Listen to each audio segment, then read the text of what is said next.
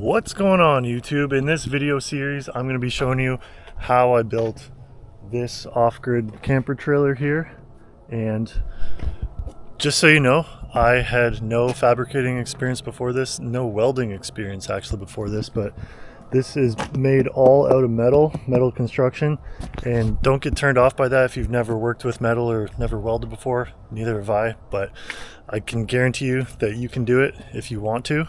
And I'm going to show you how in this video. So I'll just give a quick walk around at first so you can see the finished product, and then we'll go back in time a couple months to when this was just a trailer frame. So quick walk around.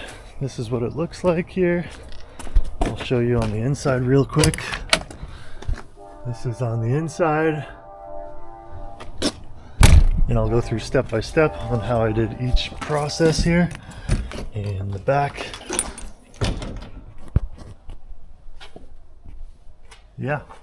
All right, so let's get into it. What is up, everyone? Today we are going to be building from scratch basically a square drop off-road camper trailer. And right now, all the progress we have so far, I bought all the tools that I need for the project. I got a pre-assembled 5x8 trailer frame. So I got this from a local welding fabrication shop. They built me this trailer frame, and it's actually really nice and heavy duty. There's a 3500 axle in there. Don't mind all the mess. I'm only working with basically half a garage space here, so I got to pile tools on and everything like that. But what we're going to be doing is we're going to be building this trailer out of steel. I was looking up YouTube videos on it when I was first originally doing some research, and I saw a bunch of videos making out of wood and stuff like that, and that's great, that's fine. But I saw one guy, I'm basing my build kind of off his build. His YouTube channel is Adventure 4x4, and I saw him make it out of steel and weld it, and I don't have any welding experience at all, but I mean, I saw it looked kind of easy, so I'm like, you know what, let's try it. Let's learn a new skill. Let's get some steel. Let's learn how to weld. So this is the steel I got that we're going to be using. This is 3/4 inch by 3/4 inch 14 gauge steel, and this stuff is actually cheaper than lumber. This priced out to be $1 a foot, and this is in Canadian prices, so it's actually cheaper than lumber, which is kind of crazy. And yeah, we're gonna build it off this 5x8 trailer frame, and so here we go.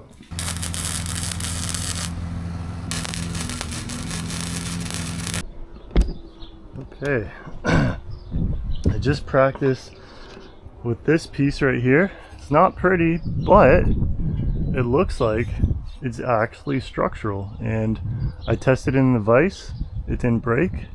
And I'm actually super happy with the results of that, because at first I got a stick welder and I tried doing that and it was not working for me.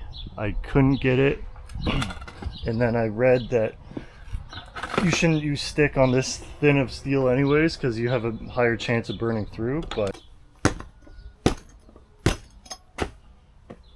I'm happy with that. Balancing. Yep, I can stand on it. Okay, so what we're doing now is we're getting rid of the mill scale on the steel. And what mill scale is, if you get steel in bulk or right from the factory, it's going to have this layer of dirt and iron oxide on it, where you don't want that. One, for welding, you want clean metal when you weld, and then afterwards when you paint it, you don't want all this stuff on it. So we're going to use the polishing wheel that I have over there and make it nice and shiny like we did to this steel here. So yeah, this is just a cheap one that I picked up on Amazon for I think 120 bucks. You don't need anything fancy, and this has a rust and paint remover wheel on it, so yeah, it just gets rid of the mill scale and make it workable.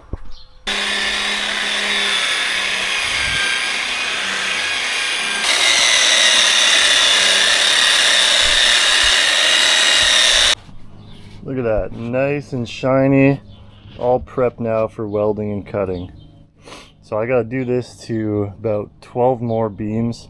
or when you order steel like this, I ordered it in 8-foot lengths, and I ordered 120 feet total. This project I might need more, but for now that should be good. And so I got to do this to every steel beam, square steel tubing beam, and then you get to cutting it and framing it up. When you're working hard in the sun, it's very important to hydrate, so I'm staying hydrated. Cheers. Okay, they say when you're working on big projects, something will always go wrong or you'll forget something, and that's exactly what happened. So online, I saw a guy using a metal cutting blade on a miter saw, and although it's not rated for it, he was like, yeah man, it's good, it lasted the whole project, it worked out, everything. So I'm like, okay, that's what I'll do. I got the miter saw, I got the Diablo steel blade for it, and I tried using it. It made perfect cuts. There were great clean cuts, but the blade only lasted about 20 cuts, and then it completely went dull, and I can't cut metal at all anymore. So I was like, okay, well that's useless. So I had to go out and actually buy a nice chop saw. And if you guys are doing this and you want to cut metal, don't get an abrasive chop saw. Make sure to get one with a metal carbide disc blade on it, because it cuts so much better than the abrasive one, and it's a cold cut too, so after you cut it you can touch it with your finger. It's not hot at all, it hardly creates any sparks. So lesson learned. This one is from Amazon for about 300 bucks.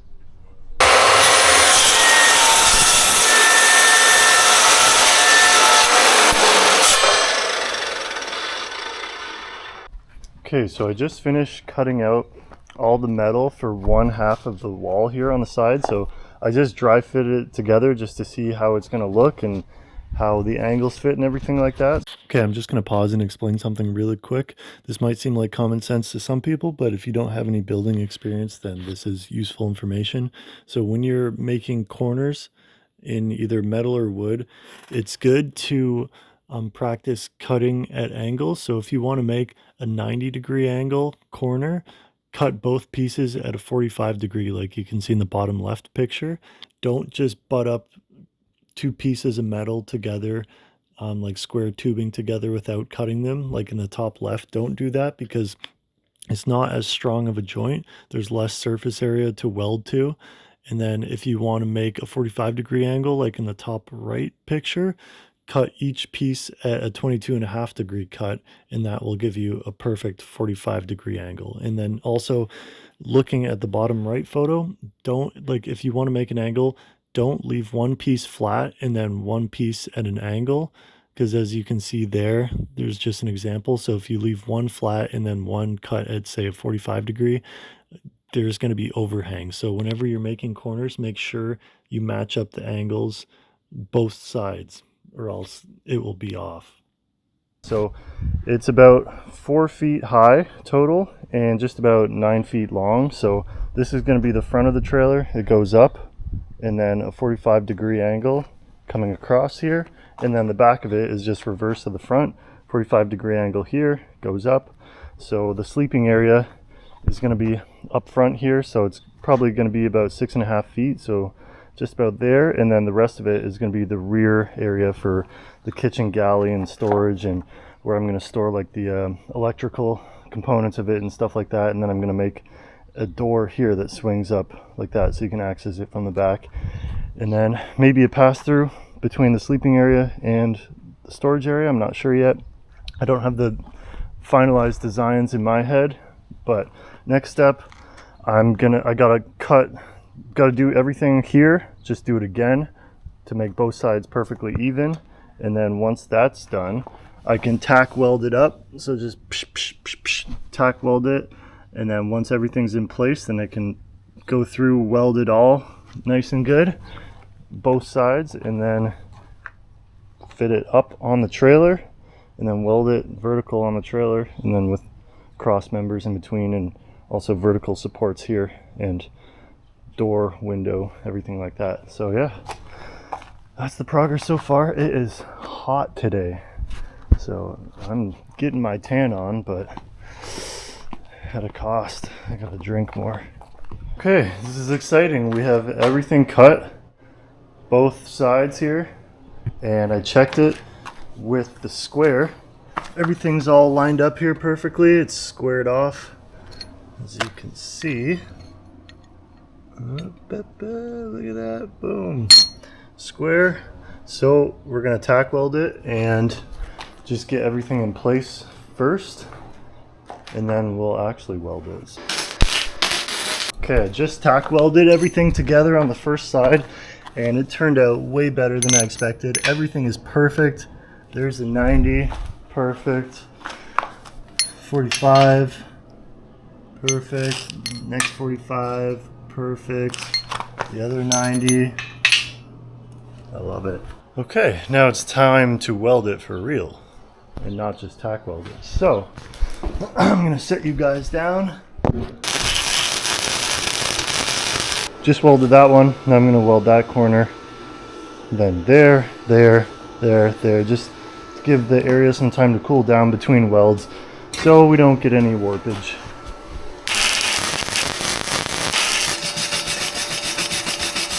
Alright, so we got both sides of the frame welded up, put together, and I have it stacked one on top of the other. As you can see, they line up pretty perfectly. I'm very happy with how this turned out. And that is definitely close enough for me.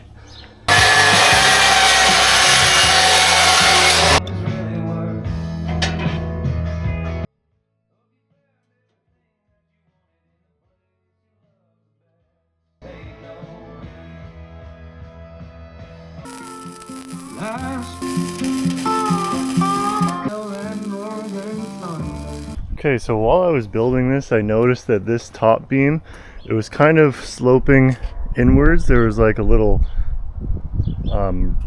divot, I guess you could call it. So when you look down at it straight, it bent down a bit and then dipped back up. So what I did, I didn't weld this in yet, but I cut this support piece like a millimeter or two higher, and then I wedged it in there. And now when you look down it, it's perfectly straight.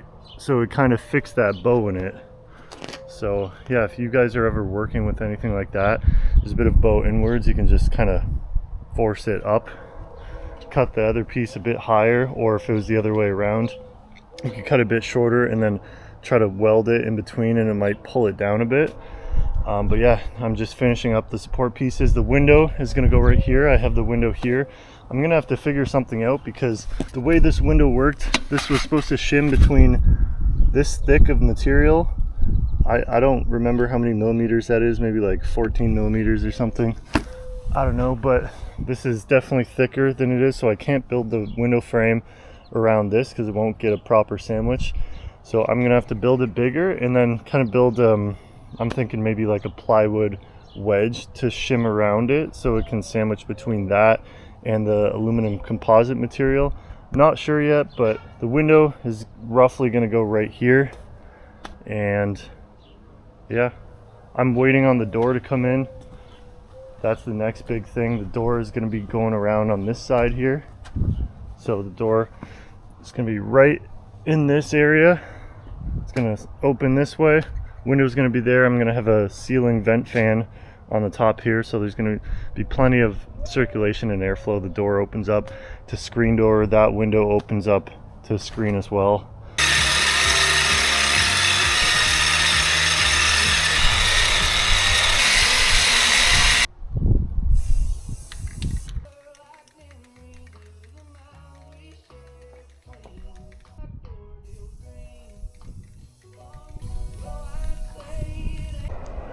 Okay, just finished spraying it with this trim-clad rust paint here. It's in matte black. I'm just doing this so it doesn't rust over, because that's the last thing you want, is build a metal trailer and then it starts rusting down the line. So this is just protecting the bare metal so that way it doesn't start rusting out. The parts where I'm going to weld over it on the trailer, when I weld it to the trailer, I'll just have to grind off a little spot just to make the weld kind of a bit better. It's supposed to prep it nice and good. No paint, no rust on the weld, so yeah, it's coming along. Okay, so what I'm doing now is I'm tack welding the side walls to the trailer frame itself and making sure they're level on the way here. So this one is pretty good. The next step is cutting a length of steel and putting it across the bottom here and across here, and I can kind of, if one wall is bending a bit this way, I can make the wall slightly shorter, bend the sidewall here, weld it on, so it'll straighten out in the end.